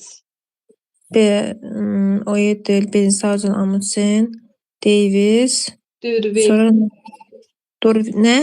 D'Urville. D'Urville. Onu bilmirəm. Gərək baxam xəritəyə. Bizdən sonra. Aha. Antarktidanı Cənub Amerika materikindən hansı boğaz ayırır? Drake boğazı, dünyanın ən enli boğazı. Evet. Amma onların altında sualtı dağlar var. Da əslində onlar birləşikdir. Bəli, Transantarktida dağları var. Elə bir ondan davam edir. Sonra nə deyir? Xəritədən daha hansı məlumatları almaq olar? Nə cürə hansı məlumat bizə lazımdır ki, nə cürə sual məlumat başa düşmürəm. Ya. Ne bileyim orada olan başqa ərazilər haqqında məlumat verir. Bizə bu qədər kifayətdir. Bəli. 4 ve heç 2 sual yazın. Bu artıq şagirdlər üçün bir şeydir. Bu kifayətdir. Çox sağ olun müəlliməm. Sağ olun. Gəldik Həyat müəlliməyə. Buyurun Həyat müəllimə. De bura. Aradı. De bu 1. Hə. Antarktidanın buzaltı relyef formalarını qruplaşdırıb cədvəl əsasında yazın. Bunu deyim, Antarktidanın buzaltı relyef formaları. Bəli, daha hansı dağlar var? Transantarktida. Başqa? Başqa bilmədim. Wilson masivi var. Wilson Burada masivi, Erebus var. Erebus Terror. vulkanı var. Bəli. Onu da bilirəm. Düzənliklər. 2 dənədir. Sovet platosu. Bəli. Sovet platosu. Qütbün ətrafında idi. Qütb Platosu. Tamamilə doğru. Davam edək. Antarktidanın buz qatı əriyərsə, onun relyefi necə olardı? Antarktidanın buz qatı əriyərsə, relyefi düzənlik olardı. Buz qatı əriyərsə, ümumiyyətlə belə deyək də, Ərazisi azalardı. azalardı. Bir də ən əsas, yəni müasir nədə kimi dağ da olardı, orada düzənlik də olardı. Yəni normal bir materik formasına düşərdi bir sözlə. Tapşırıq 3-ə baxın. Bəli, tam ərimir də o yay aylarında, sadəcə sahillər. Yo. Təmərrüsə bu bizdə həyat Yəni olmur. sadəcə suya yaxın hissələri əriyir nisbətən, eləmi? Bəli. Antarktida buzlarının, bunu oxuyun, bir yazılanı. Zəhmət olmasa. Antarktida buzlarını dünyanın şirin suya ehtiyacı olan ərazilərinə gətirmək üçün hansı layihəni verərdiniz? Burada layihə deməyək, ərəb ölkələri daha çox belə bir şeylər edirlər. Buz gəmi vasitəsilə. Bəli. Buz qıran gəmi vasitəsilə onu qırıb gətirirlər, özlərinə su edirlər. Aha. 2-yə baxın. Antarktida buzlarının əriməsi yer kürəsində hansı problemlərin yaranmasına səbəb olur? Bu məlumdur da, sahil boyu materiklərin sahilinin su basması. Tamamilə doğru. Məsələyə baxın. Iceberglərin sudan üstdəki hissəsi 34 metrə bərabərdir. Onun ümumi qalınlığı nə qədərdir? Deməli, icebergin bir hissəsi deyəsən üstdə. Bir hissəsi üstdə, bir hissəsi üstdə, 3də 2 hissəsi. 3 hissəsi altdadsa 2-yə vurur. 3-ə vururuq da onda ümumi qalınlığı. Bəli. Ümumi qalınlığı soruşur. 34'ü 102. 34'ü 3'ə vuranda 102 eləyir də. Elə bil ki, bunu belə eləyirik. Bir dəqiqə baxın. 3də 1 hissəsi 34. 3də 2 hissəsi x. 3də 2 hissəsi x. Buradan x'i tapırıq. X edir 68. 68 sudan altda olan hissəsidir. Üstdəki də 34'dür. 34'dən 68'i toplayırıq, 102 eləyir. Düz deyirsiz. Tapşırıq 4'ə baxın. Amma həlli belədir. Tapşırıq 4. Müəllimə, özünüz vaxtı uzadırsınız, yoxsa Aha. vaxtınızdan keçib ona görə deyirəm. Yox, narahat olmayın. Bitirək. Tamam. Yaxşı. Tapşırıq 4 hanım müəllimə? Burada. Hə. Antarktidanın mineral ehtiyatları. Antarktidada mineral ehtiyatlarla zəngindir. Bura təkcə maqmatik suxurlarda rast gəlinən faydalı qazıntılarla deyil, həm də üzvü mənşəli tökmə suxurlarda mövcud olan daş kömür, neft, təbii qaz ehtiyatları zəngindir. Antarktida qalın buz qatı ilə örtülü olduğu halda bu materikin üzvü mənşəli faydalı qazıntıların olması nə ilə əlaqədardır? Bu da materikin qədimdə isti olması ilə əlaqədardır. Sonra Antarktidanın zəngin mineral ehtiyatlarından niyə istifadə olunmur? Bu da səthi buzla örtülü olduğuna görə olar da. Bəli, buzla örtülü olduğu üçün həm də ki orada bilirik də güclü küləklər var. Ona görə. Bəli. Çox sağ olun. Müəllimə davam edək. 5-də bir dəqiqə. 5. Buyurun. 5-də Hı. sualı oxuyuram da elə burada. Bəli, zəhmət olmasın. Antarktida hansı iqlim qurşağında yerləşir? Antarktika həm də subantarktikada yerləşir. Bəli, Antarktik, subantarktik. Hə. Sonra ikinci, Antarktidanın səthinə qara örtük, kömür, tozu, qara qum çəkilərsə nə baş verər? Qarlar əriyər. Belə deyək. Daha dərin gedək. Antarktidanın səthi açıq olduğu üçün günəş istiliyini əks etdirir. Əgər qara örtük çəkilərsə, o günəş şüasını udacaq. Əgər udursa nə olar? Bəli. Bəli. Udanda neyniyəcək? Başlayacaq belə deyək də isinməyə. İsinəndə də başlayacaq əriməyə. Adicə qar yağanda yollara tökürlər, qum tökürlər, duz tökürlər. Bəli, qara təmizləmək üçün. Bəli. Sonra 3-də Antarktidada güclü küləklərin baş verməsi nə ilə əlaqədardır? Nədir? Güclü küləklərin baş verməsi. Deməli, yerin mərkəzində daha sürətli olurdu paralellər. Dəqiqə. Orada qərb küləkləri cəryanına görə Okeanla bəli. Antarktida quru buzudur. Kənarda da okeandır da. Quru ilə su arasında kəskin fərq yaranır. Təzyiq fərqi. Və təzyiq fərqindən də güclü küləklər baş verir.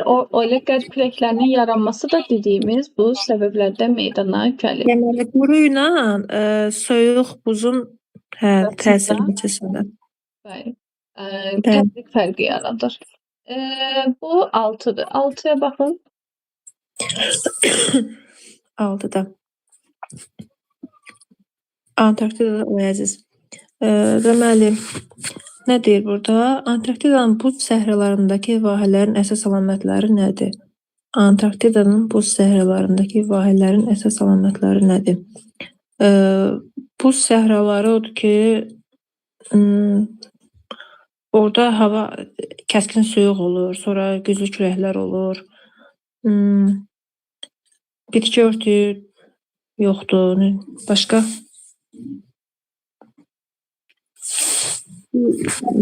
Demək, torpaq buzdan açılmış hissəsinə deyirlər də, vahə orada. Vahə müəllimə, o ən səth yeri deyil. Biraz buzdan açılır. Biraz elə bil ki, səhralarda yerin altından çıxan sular oazis. Bəli.